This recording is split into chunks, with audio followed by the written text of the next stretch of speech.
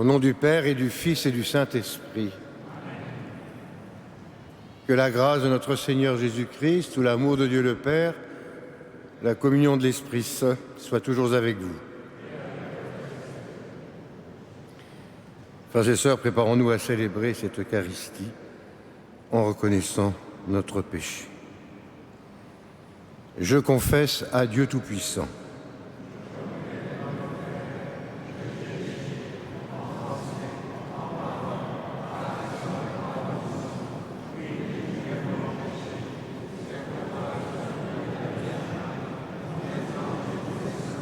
Et vous aussi, mes frères, de prier pour nous. Que Dieu Tout-Puissant nous fasse miséricorde, qu'il nous pardonne tous nos péchés, nous conduise à la vie éternelle.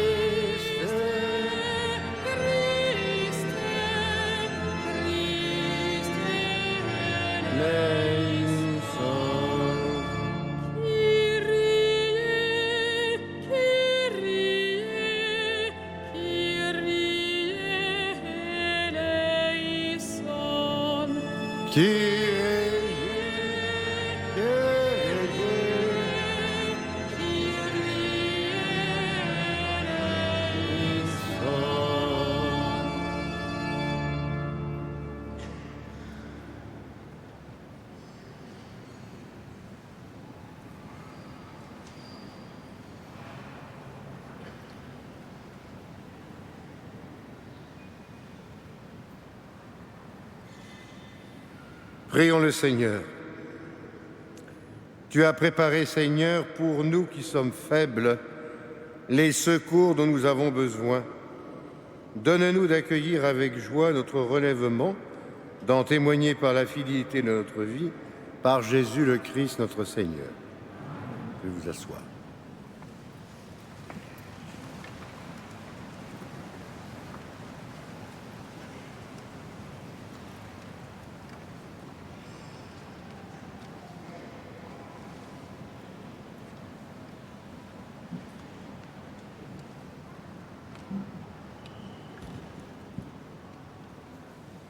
Lecture du livre de la sagesse.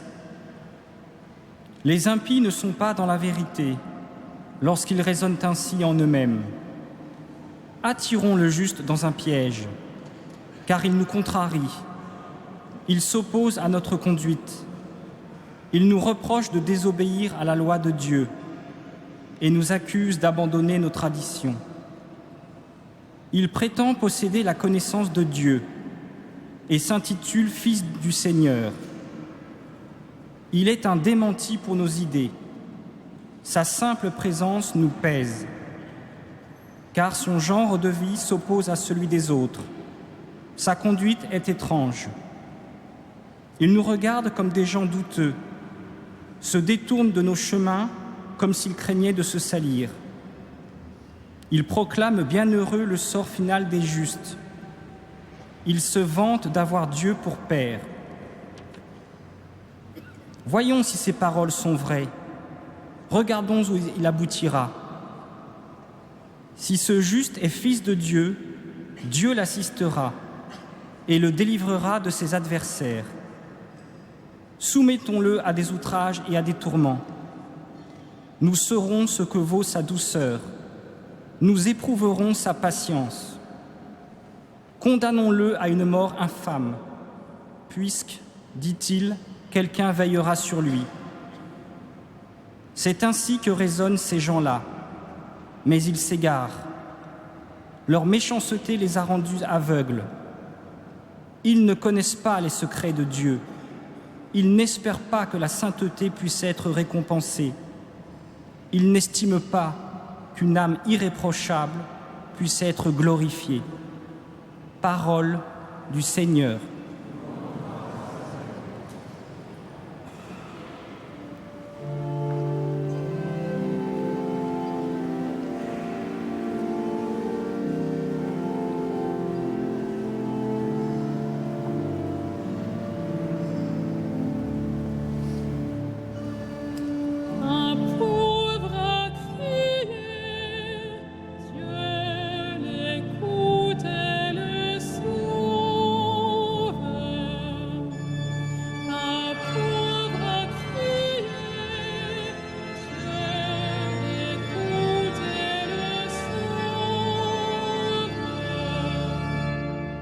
Le Seigneur affronte les méchants pour effacer de la terre leur mémoire. Le Seigneur entend ceux qui l'appellent, de toutes leurs angoisses, il les délivre. Un pauvre a crié, Dieu l'écoute et le sauve. Il est proche du cœur brisé, il sauve l'esprit abattu. Malheur sur malheur pour le juste, mais le Seigneur chaque fois le délivre. Un pauvre a crié, Dieu l'écoute et le sauve. Il veille sur chacun de ses os, pas un ne sera brisé. Le Seigneur rachètera ses serviteurs, pas de châtiment pour qui trouve en lui son refuge. Un pauvre a crié, Dieu l'écoute et le sauve.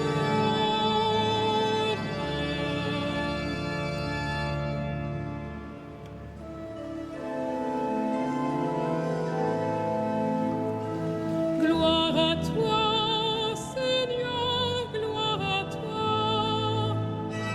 Gloire à toi, Seigneur, gloire à toi. Que pourrait un homme contre moi? Le Seigneur est avec moi pour me défendre. Gloire à toi, Seigneur, gloire à toi.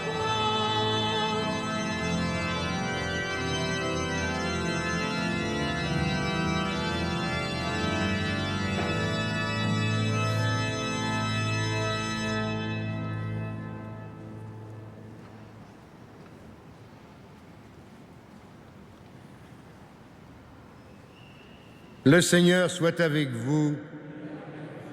Évangile de Jésus-Christ selon saint Jean.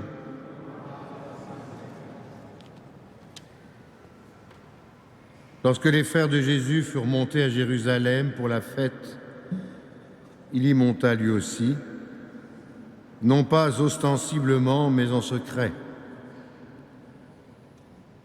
La semaine de la fête était déjà à moitié passée quand Jésus monta au temple et se mit à enseigner.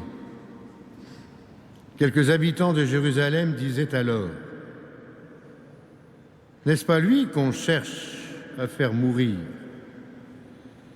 Le voilà qui parle ouvertement, personne ne lui dit rien. »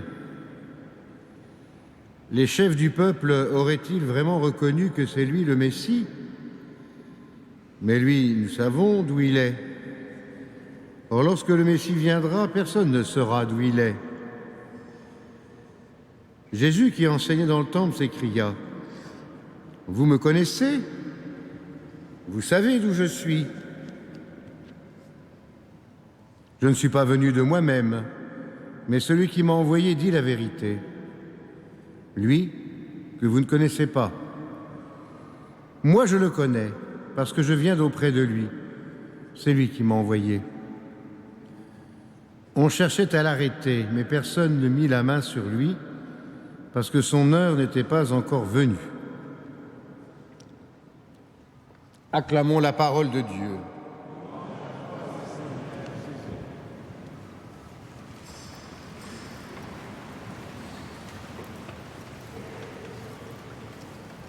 Frères et sœurs bien-aimés, il y a mille manières de continuer aujourd'hui la volonté d'arrestation du Messie. On peut chercher à l'ignorer, chercher à ce que nos contemporains ne le connaissent pas, le cacher, chercher à l'empêcher de réaliser l'appel qu'il adresse à chaque homme, chaque femme dans notre monde. Chercher aussi à mettre dans le cœur et la tête de nos contemporains d'autres références que l'amour de Dieu et la volonté de faire la volonté du Père, de suivre le Christ, empêcher de suivre le Christ. Ne croyons donc pas que ce procès de Jésus, cette passion de Jésus, cette persécution de Jésus et cette mise à mort soit du passé. Ne croyons donc pas non plus qu'aujourd'hui,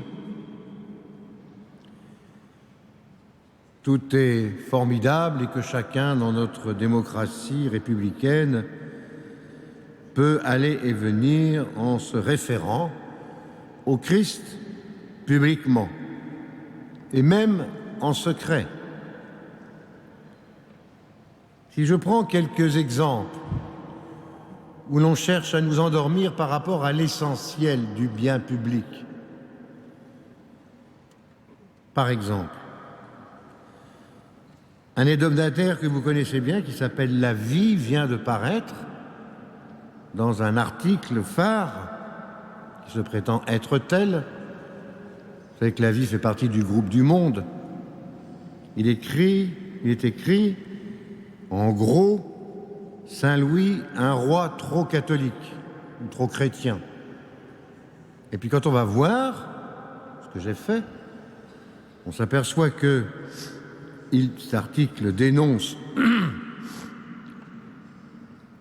nos responsables publics parce qu'ils n'allaient rien faire pour célébrer le 800e anniversaire de Saint Louis. On peut penser ce qu'ils veulent.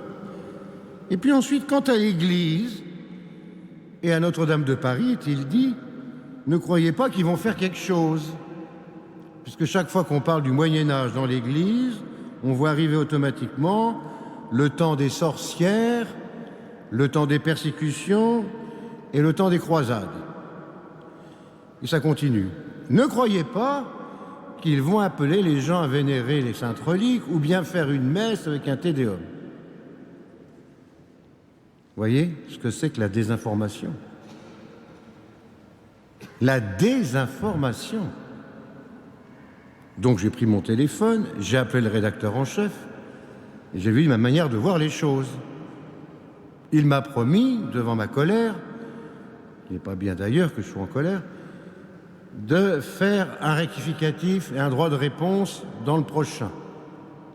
Nous verrons bien, vous verrez bien ce qu'il en est.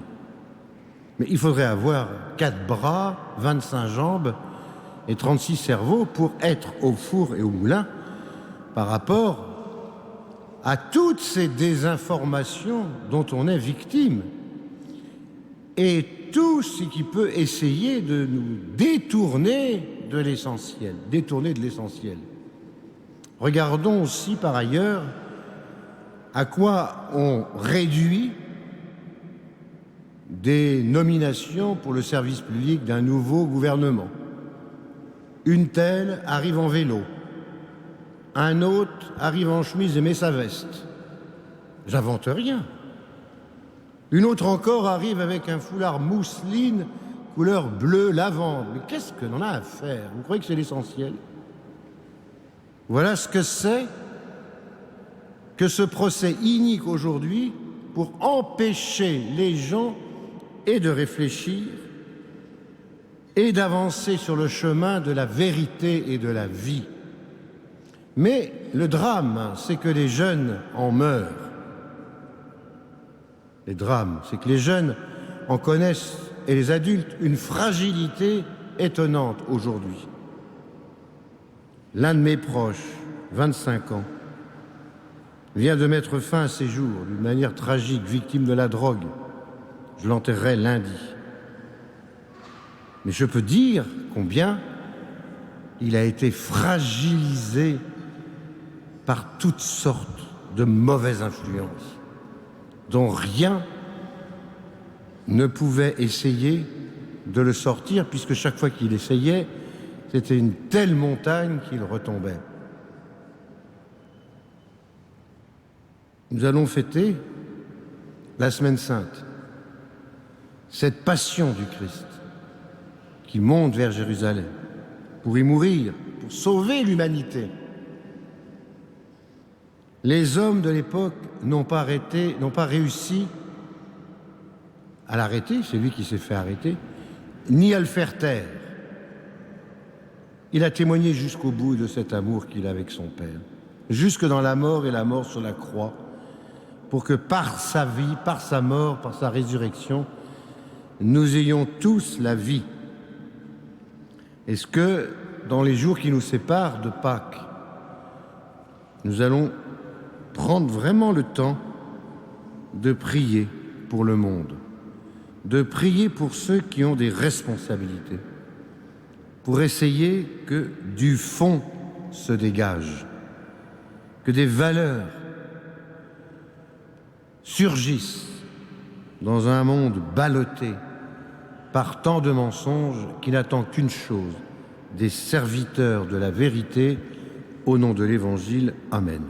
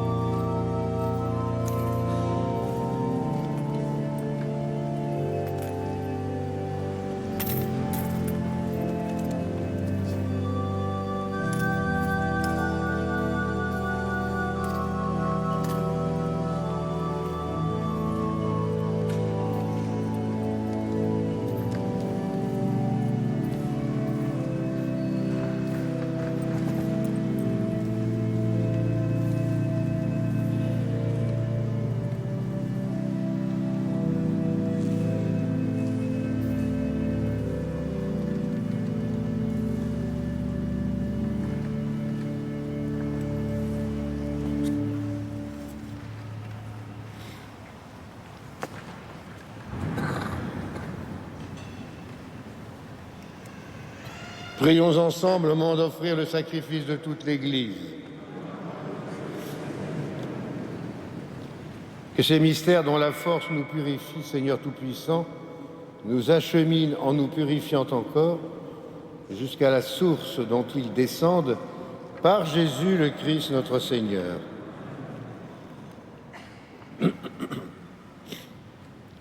Le Seigneur soit avec vous. Élevons notre cœur. Rendons grâce au Seigneur notre Dieu.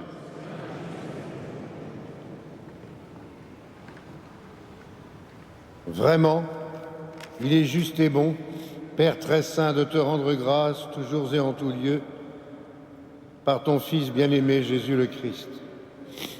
Il est ta parole vivante par qui tu as créé toutes choses. C'est lui que tu nous as envoyé comme Rédempteur et Sauveur, Dieu fait homme, conçu de l'Esprit Saint et né de la Vierge Marie, pour accomplir jusqu'au bout ta volonté, rassemblée du milieu des hommes, un peuple saint qui t'appartienne.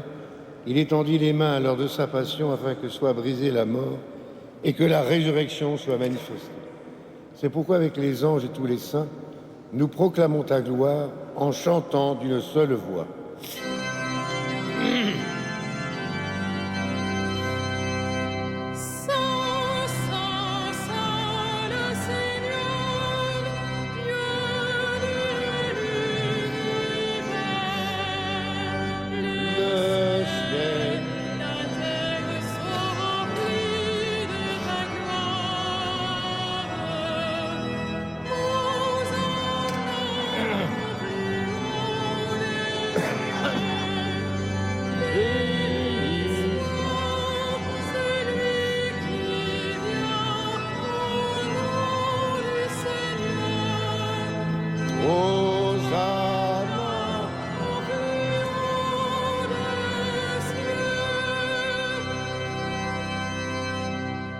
Toi qui es vraiment saint, toi qui es la source de toute sainteté, Seigneur, nous te prions.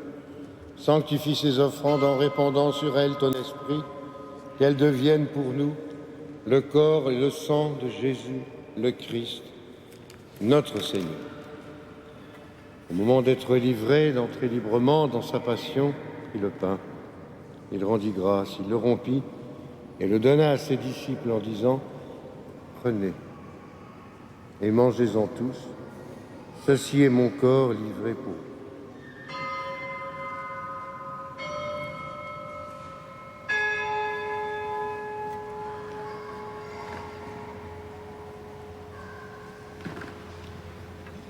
De même, à la fin du repas, il prit la coupe. De nouveau, il rendit grâce et la donna à ses disciples en disant « Prenez et buvez-en tous, car ceci est la coupe de mon sang, le sang de l'alliance nouvelle et éternelle, qui sera versé pour vous et pour la multitude en rémission des péchés. Vous ferez cela en mémoire de moi. »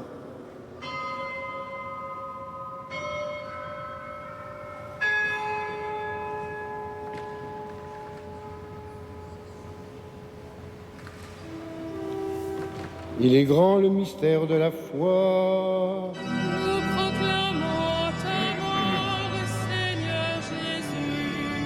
Nous célébrons ta résurrection.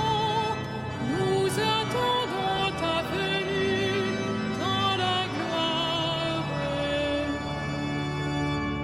Faisant ici mémoire de la mort et de la résurrection de ton Fils, nous t'offrons, Seigneur, le pain de la vie, la coupe du salut, et nous te rendons grâce car tu nous as choisis pour servir en ta présence.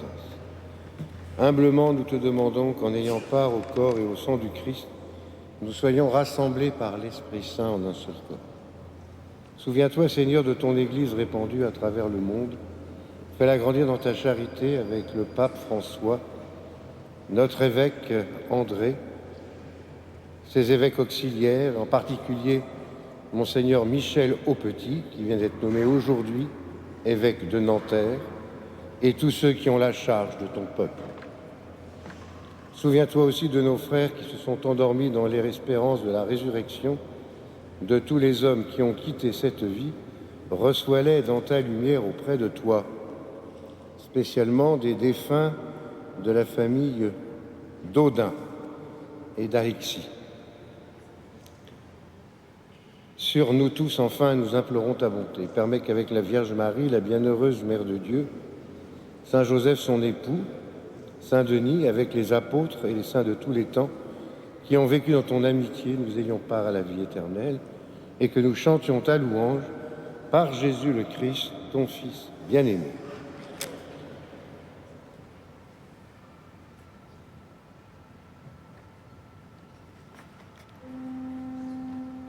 par lui, avec lui et en lui. À toi, Dieu le Père Tout-Puissant, dans l'unité du Saint-Esprit, tout honneur et toute gloire pour les siècles des siècles.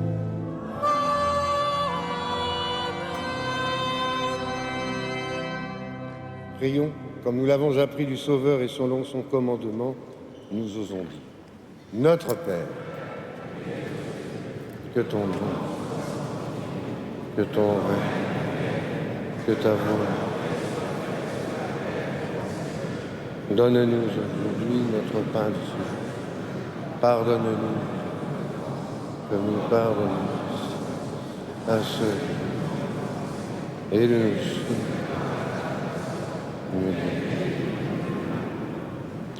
Délivre-nous de tout mal, Seigneur, donne la paix à notre temps.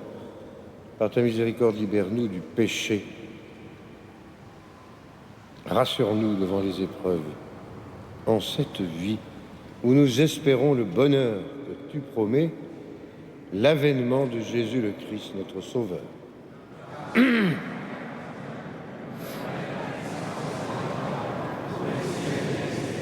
Seigneur Jésus-Christ, tu as dit à tes apôtres, je vous donne ma paix, je vous donne ma paix. Ne regarde pas nos péchés, mais la foi de ton Église. Et pour que ta volonté s'accomplisse, donne-lui toujours cette paix. Conduis-la vers l'unité parfaite, toi qui règnes pour les siècles des siècles. Que la paix du Seigneur soit toujours avec vous. Frères et sœurs dans la charité du Christ, donnons-nous un signe de paix.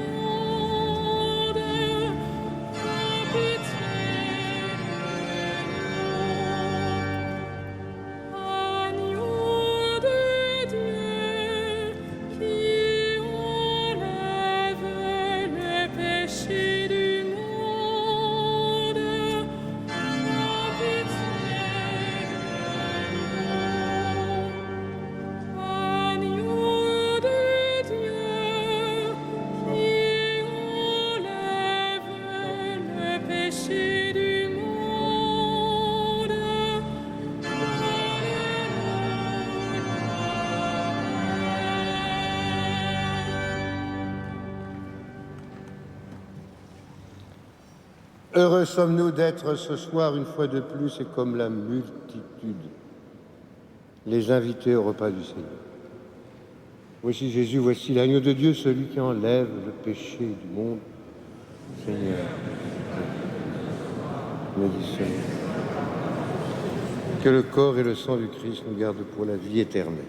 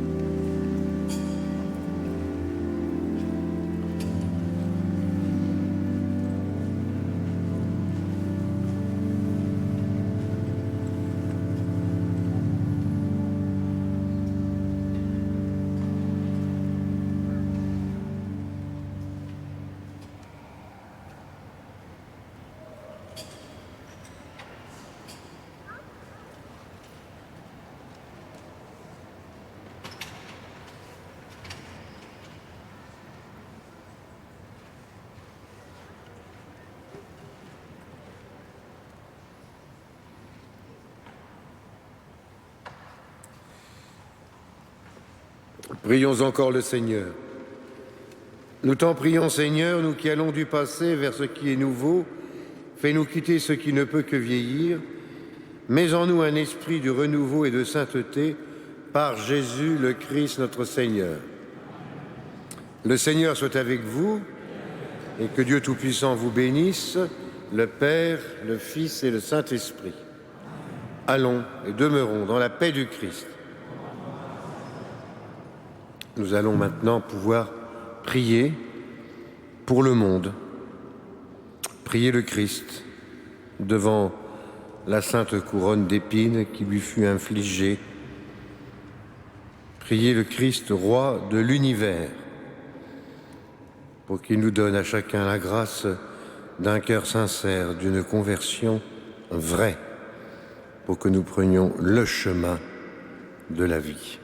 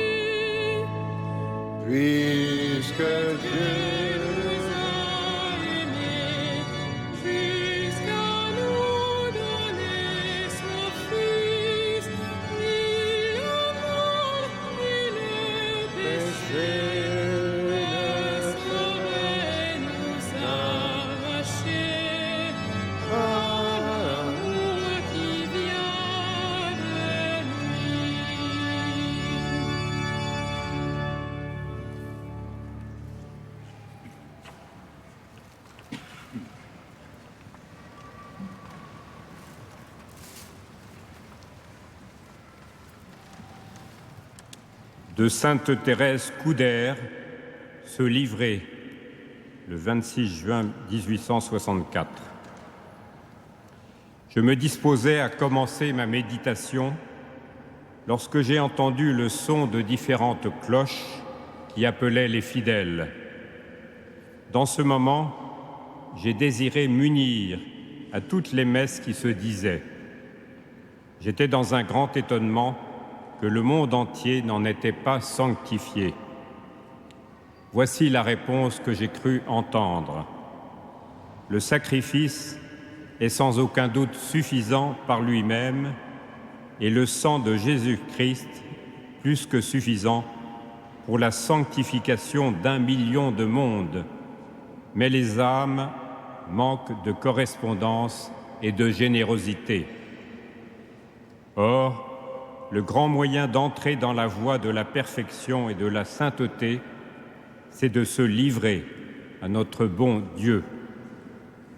Mais qu'est-ce que se livrer?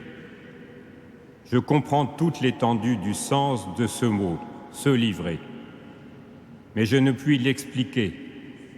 Je sais seulement qu'il est très étendu, qu'il embrasse le présent et l'avenir. Se livrer, c'est plus que se dévouer, plus que se donner. C'est même quelque chose de plus que de s'abandonner à Dieu. Se livrer, c'est enfin mourir à tout et à soi-même, ne plus s'occuper du moi que pour le tenir toujours tourné vers Dieu.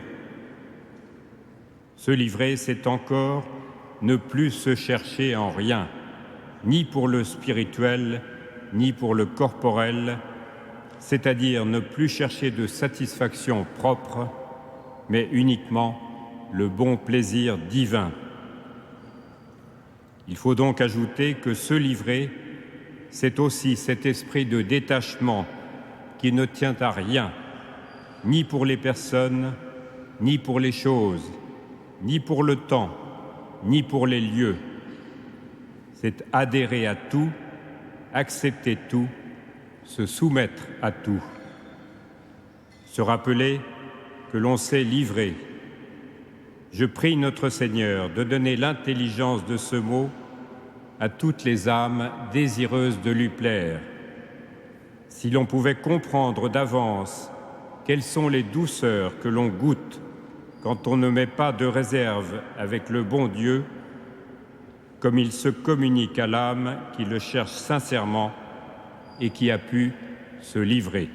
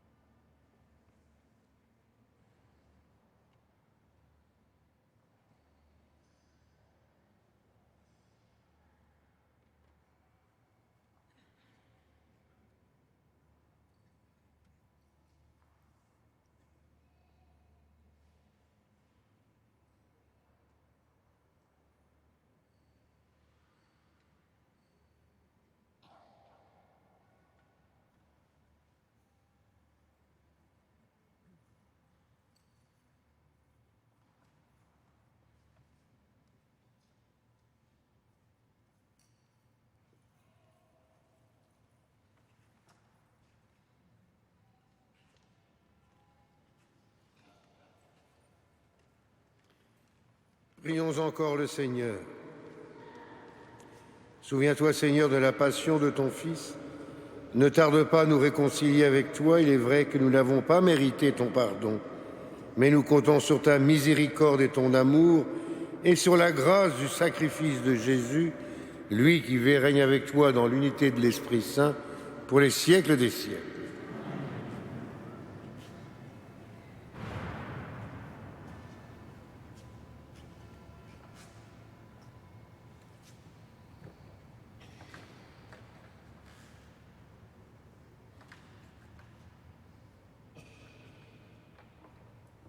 Et comme chaque soir, nous confions à Marie.